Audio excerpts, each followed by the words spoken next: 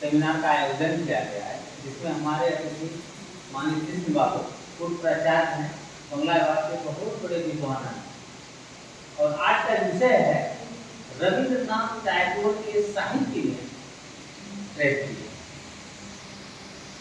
इसलिए हम लोग सभी शामिल हुए हैं। इसमें बंगला विभाग की अध्यक्षा मौसमी सौ, सोशियोलॉजी विभाग की प्राचार्य मैडम को पहचान ही रहे आपको, सर को ये के सर हैं प्रदीप भगत, और हम लोग सभी शामिल हुए हैं आप लोगों के साथ। तो ट्रेजेडी का अर्थ होता है क्या होता है? करुण। इसको हिंदी शब्द में कहें करुणा, करुण। किसी भी साहित्य में करुण का बहुत बड़ा महत्व होता है, करुण रस भी होता है। जिस प्रकार हम लोगों का बॉडी है, हम लोगों का शरीर में सबसे ज्यादा परसेंटेज किस चीज का है? जल का। 85% हम लोग के शरीर में जल है, रस उसको मान के चलिए। इसी तरह साहित्य में भी रस के बिना साहित्य का सृजन नहीं हो सकता।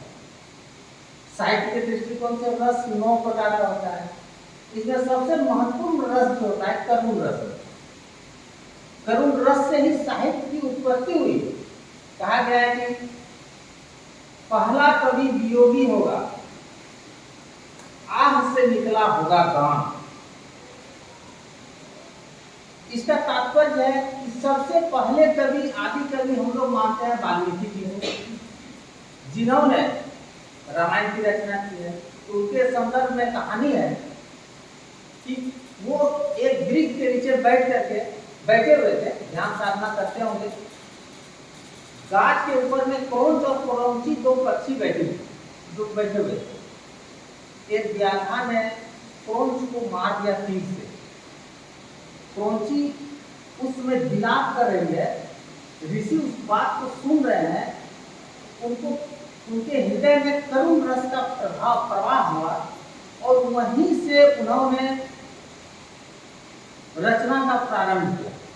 और वो रचना आकर के आपका रामायण के रूप में हम लोग के सामने प्रस्तुत है। तो करुण रस जो है वो उसी तरह का और भी रस है, श्रृंगार रस है, जो भी है, सारे रस को मिला करके हम लोग देखते हैं। लेकिन करुण रस की व्यवस्था जो है वो सबसे ज्यादा महत्वपूर्ण है। तो रविंद्रनाथ टैगोर के साहित्य को हमको पढ़ने का ज्यादा मौका मिला नहीं है, क्योंकि बंगला भाषा हम जानते हैं। लेकिन उनके एक इंग्लिश में हम उनका द पोस्टमास्टर कहानी पढ़े हैं। द पोस्टमास्टर कहानी में वो जो है, हमको चूंकि कुछ दिन पहले इंग्लिश का ट्यूशन भी हमको पढ़ाने का मौका मिला था, जब हम एज ए प्रिंसिपल नहीं थे, टीचर थे। तो छात्राओं को इंटर में वो द पोस्टमास्टर चलता था, वो तो द पोस्टमास्टर को हम पढ़ाए थे। तो हमको उसमें देखे थे कि वो एक जगह भ्रमणशील व्यक्ति, लगभग तो इनका जो है बहुत ज्यादा टूर होता। तो टूर के दौरान में ही कहीं पर गए हुए थे, तो वहां पर ही इन्होंने द पोस्टमास्टर का एक फीलिंग्स लिखा है। ये कुछ दिन रहे, एक छोटी सी बच्ची थी, उनके साथ इनका एकदम भावात्मक लगाव हो गया।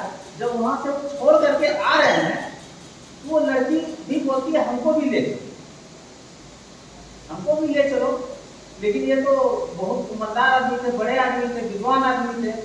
भावना के आधार पर किस स्थान पर कैसे आदमी जुड़ जाता है, इसका उसमें इतना अच्छा सटीक वर्णन किया गया है कि हमको लगा कि रविंद्रनाथ टैगोर जैसा विद्वान और वक्ता होना चाहिए, और वो थे।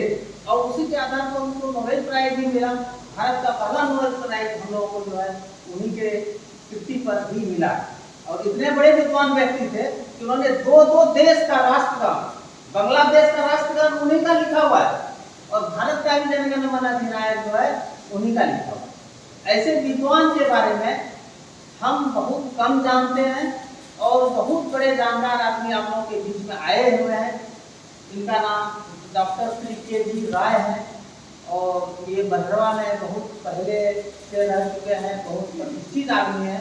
और बाद में किसी कॉलेज का नाम तो चपड़ा कॉलेज के प्रिंसिपल से रिटायर हुए हैं, और अभी जो है साहित्य सृजन का काम करते हैं। इन्होंने बहुत सी पुस्तकों को भी लिखा है, और अभी भी अपनी लेखनी को इन्होंने विराम नहीं दिया है। हमको लगता है विद्वान आदमी जब तक ईश्वर के पास नहीं जाते हैं, तब तक समाज सेवा अपने लेखनी के द्वारा ही करते हैं। ऐसे विद्वान आदमी को हम लोग बहुत बहुत नमन करते हैं। मेरे महाविद्यालय में इनका आगमन हम लोगों के लिए बहुत एक सराहनीय काम है। हम लोगों को एक गार्जियन के रूप में इन्होंने आकर के जो आशीर्वाद प्रदान किया है, इसके लिए हम श्रीमान का बहुत बड़ा आभारी है। और अब इनके मुख से आप लोगों को कुछ रविंद्रनाथ के ट्रेजेडी के बारे में सुनने का मौका मिलेगा। इसके लिए बहुत बहुत धन्यवाद।